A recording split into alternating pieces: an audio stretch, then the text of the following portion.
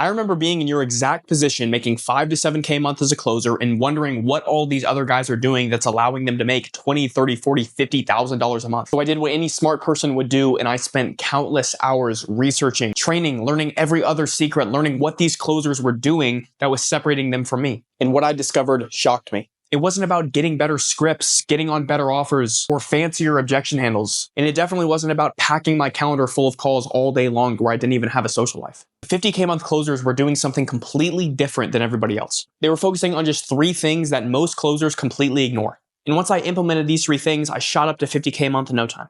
Now, as always, if you guys are looking for more advanced sales training, you can go to the link down in the bio and you can go and apply. Otherwise, I'll see you in the video. Are the 3 things that got me to 50K a month in under 2 years. So number 1 is going to be understanding my data. So I'm going to go through this in a second, but it's essentially a concept I learned from this guy, Casper, who was one of my previous mentors.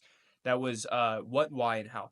All right, so what this is it's essentially a sheet to hold you accountable every day and give yourself actionable steps instead of just like, okay, how can I go out there and make sales today? Number 2 is going to be find the money activities. Now, this is something I learned from a previous mentor of mine, Dan Van. He's also a savage. He essentially taught me how to create revenue taking the exact same amount of calls, which is extremely, extremely important. The reason being is because I can only do so much with the amount of calls I have in a day. If I'm taking 10 calls in a day, I can't just go and take 15 and be able to make more money because we only have 24 hours in a day. So the question becomes, how can I do more with less? How can I maybe take away 2 calls and go and do upsells, renewals, cross sells, and be able to generate even more revenue than I'm taking in right now? Number 3 is going to be targeted skill development. So this is getting better at the skills that move the needle forward the most. A lot of people get caught up in just radical skill development throughout everything, right? So they're talking about getting better at objection handling and doing like everything under the sun, when in reality, all you need to focus on is just the needle moving activities. So let's get straight into it. And number 1 is going to be understanding our data. So if we just go to this example, this is the sheet that I would go off of every single day, which is essentially just like, what do I need to do to get where I want to go? So let's start off with the why. It's very important to understand why you're doing things, because if you don't know, then you're not going to get yourself to do it. So for me, all I wanted to do was to get my dad out of debt, and I wanted to put him into a stress-free retirement. I wanted to show my mom that the risks were worth it so she could stop worrying about me. And I wanted to prove everyone that I'm not just like a failed college dropout. So those were my things that I really wanted. Now, my short-term goal was to buy my first real estate duplex, because that was going to allow me to put myself in a better position to accomplish these things. So all I did was I broke down the numbers. So I needed to have 24,000 set aside to buy that duplex by October for this example. All right. So that means I needed to save 60% of my income back in January. Obviously, I started making a lot more than that, but I needed to save 60% of my income at that time. So that was 4,200 saved times 7 equals $29,000 saved, which allowed me to do this. Now, the what to allow me to get there was going to be 100,000 in 30 days cash collected. So now all I have to do is break down my current data to be able to figure out how can I actually do this. Now, what you see with the how here is basically all of my data broken down, because what I want to do is I want to get it down to what do I need to complete every single day. So the goal that I needed to complete was 35 sales. That's in 30 days. To get 35 sales based on this data right here, I needed 175 strategy calls scheduled. For me to get that, I needed 7 sets on my calendar a day. To be able to get 7 sets, I needed to do 329 dials a day. So that was my whole goal. Now it was not how do I go and retire my dad. Now it wasn't how do I collect 100K in a month. It was how can I get 329 dials a day and take the calls in my calendar. So it made this massive goal so much more simpler to be able to get done. And then finally is going to be the how. So this is just getting better at the lowest hanging fruit that I have. All right. So that's establishing strong commitments to the next call on the set. Shorten convos with broke people. So that's by analyzing language and making a decision within 2 to 3 minutes on whether to move forward to the next lead or to stay on the current one.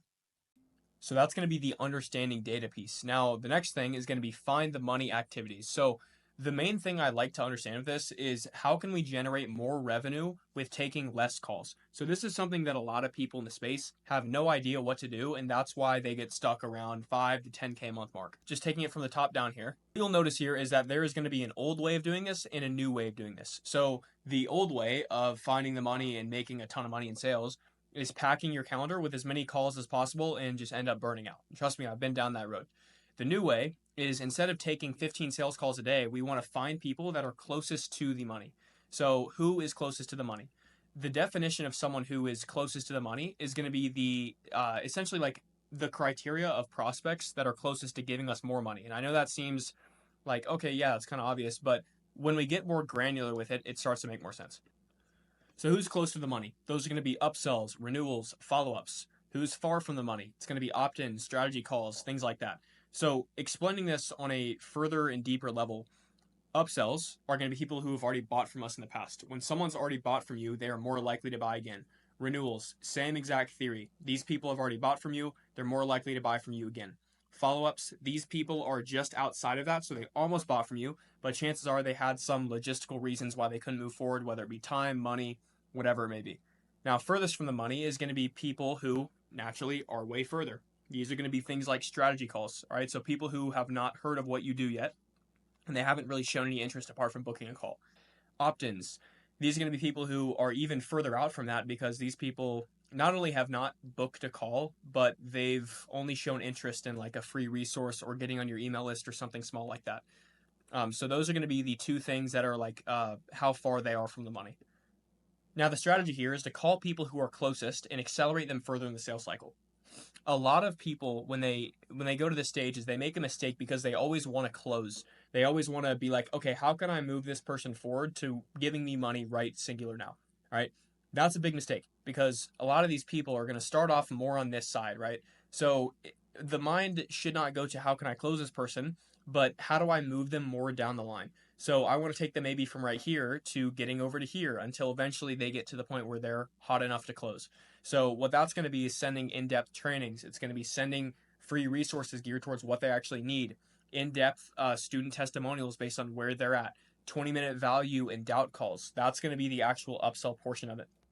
So what I'll always do is I'll call people who are closest to the money, so upsells, renewals, follow-ups, get on a 20-minute free call with them where I'm just giving value, I'm causing doubt that the current program can get them exactly where they want to go, and doing it in a way to where it's a good balance, right? Because we don't want to make them feel like the program they bought is a waste of time, but we also don't want them to have the confidence that that program can get them to exactly where they want to go, because then they're going to stick with it, right? If your program does what you say it does and it actually gets results, then this should be no issue to upsell them. Now, of course, like to tell you guys an exact strategy on how you can do this, that's more reserved for the actual inner circle that I teach.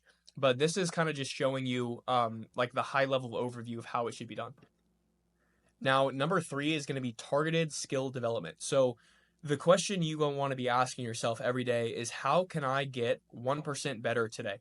All right. So one way that's really good to do that is analyzing what is the lagging metric. All right. So what this means is I just gave an example here. This is one of my closers who this was like his first week of the month. All right. So what you see here in monthly target is going to be their pacing, or it's what we want their pacing to be. So we want each closer to, let's say, collect $100,000. For them to collect $100,000 with the data that we want them to have, which is pretty average across the board, they would need all of these, right? So it'd be 121 calls kept, it'd be 70 calls shown, 28 deals closed at an average cash collected of 3,500. That equals 100,000. So what that means is that as long as we are on pace with these numbers throughout the month, we're going to hit the 100,000 because the 100,000 is the lagging metric. So what we want to do here is check out what is below KPI. So when you see red, you know it's below KPI. So this is exactly how we do it. So if I see this, I go down, I see, okay, our close percentage is 44%. That's beating what we want it to be. So that's not something we need to focus on. So for this particular rep, or if this is me as a rep, I'm not going to necessarily focus all of my energy on getting better skills. Although it would be great, that's not the lowest hanging fruit. That's not the thing that's going to make the biggest difference for me. If I see here, average cash collected per deal is 4,100. Our KPI is 3,500. That's perfect. We don't want to change anything about that. But as you can see, the two that are lagging that we need is going to be the amount of calls kept on the calendar and our show rate. So our whole focus for the next week should be how do I increase my show rate and how do I get more calls booked on the calendar? So as you can see here, in terms of the good, just as we went through, it's going to be close rate and average cash collection per deal. The things that need to be improved is going to be the call volume and the show rate. So instead of always focusing on skill, sometimes it's more of a process thing, right? So the next full week is all going to be increasing call volume and show rate, which is going to equal us more money as a sales rep. Now, the next thing we want to do is we want to enter constant feedback loops. This is extremely important, what a lot of people get wrong, because they think that they can just skate by, right? Role plays and coaching calls every single day is what got me really good. The mindset I always took on was, how can I get 1% better today? How can I go through today, take all of my calls, go get feedback on them, get 1% better today, take 1 to 2 action points into tomorrow's calls, and then I'm going to be good. Like, that's all I need to do. I don't need to do anything fancy. All I need to do is get coached, get 1% better every day, and then move on to the next one.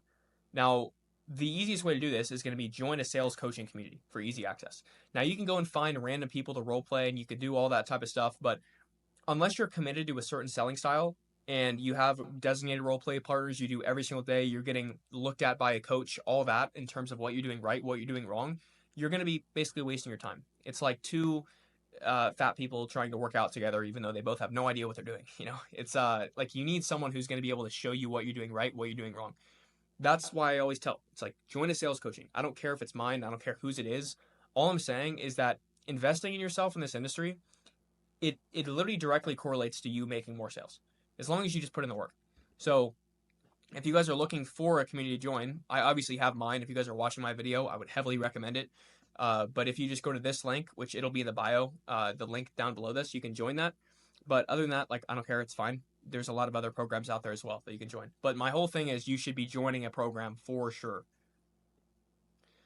But other than that, guys, I appreciate you guys looking at this video. I appreciate you watching. As always, if you guys enjoy this video, leave a like, comment, subscribe. And if you're looking for, obviously, a more advanced program to join, I do have that link down in the description below. So, yeah, I will see you guys on the next one.